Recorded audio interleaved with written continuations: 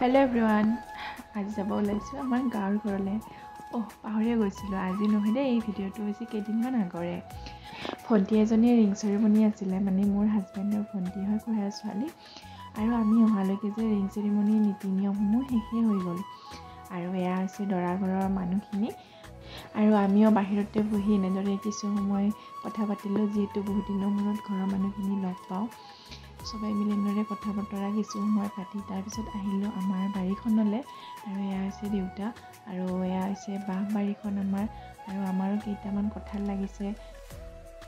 আচলতে ময়ো এইবাৰ বাৰীখনত প্ৰথমে আহিছোঁ। এনেই দেখি পাওঁ যদিও দূৰৰ পৰা চাওঁ, কিন্তু ভিতৰলৈ এনেদৰে সোমোৱা নাছিলোঁ। এইবাৰে প্ৰথম সোমালোঁ।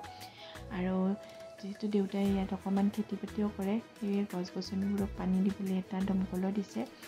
আৰু ইয়াত মাজে মাজে ৰেষ্ট ল'বলৈ এটা মানে সৰুকৈ ঘৰ বান্ধিছে, বাঁহৰে ঘৰ হয়।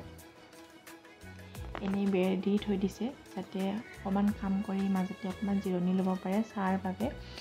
আৰু এখন নে দুখন গামোচা আছে, যিহেতু কাম চাম কৰি ইয়াতে গা পা ধুই তাৰপিছত ঘৰলৈ গুচি যায়। কেতিয়াবাই সদায়ো নাহে।